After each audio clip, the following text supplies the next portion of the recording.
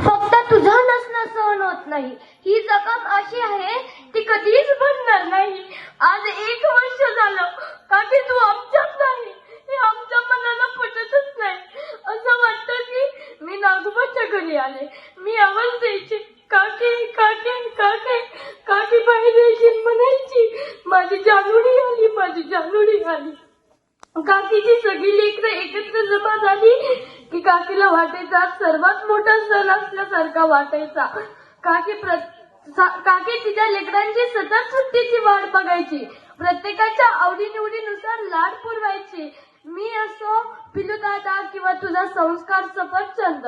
माझ्या काकीने स्वतःचा कधीही विचार केला नाही. स्वतःला एक वेळ उपाशी ठेवेल, परंतु बाहेरचा एकही माणूस जेवल्याशिवाय माघारी पाठवत नव्हती, अशी माझी काकी वागायची.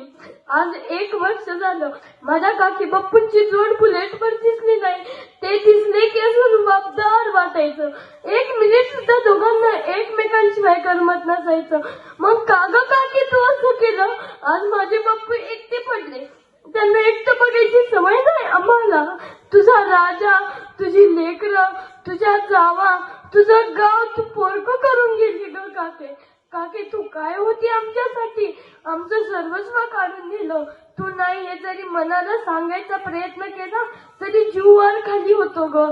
कल्पना सुद्धा नको वाटते ग. आणखी असं वाटतं नागोबाच्या घरी आले, तू या दारातून त्या दारात करत आहे, तू इथेच आहे, तू नाही हे सहनच होत नाही. असं वाटतं आता बाहेर बाजारात किंवा आम्हाला खाऊ आणायला गेली, तू परत येणार आहे. गावातील कोणताच कार्यक्रम माझ्या काकीशिवाय होत नसायचा. मग ते लग्न असो किंवा ती सुवासिनी असो. काकीने आम्हाला शिकवलं, कर्तव्य आणि जबाबदारी पार पाडताना कधीही तक्रार नसावी.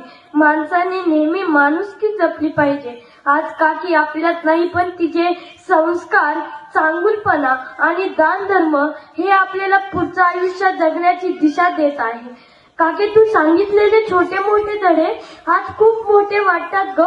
कोणाचा राग धरू नको, लगेच हसत जा, माणूस पण सोडू नको.